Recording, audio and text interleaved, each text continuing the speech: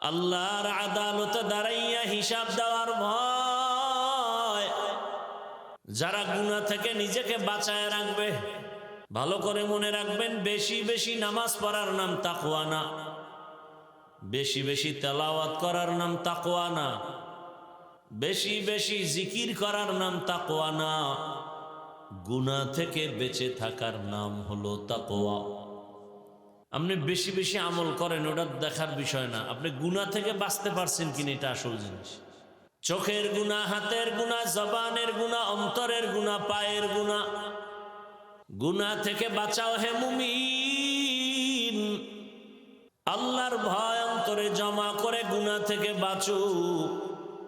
ও পর্দার আড়ালের আম্মা জানেরা, বোনেরা, আপনার মতো কত মা আপনাকে এত বয়ান দেওয়ার পরেও আপনি বেপর্দায় চলা বন্ধ করতে পারেন না।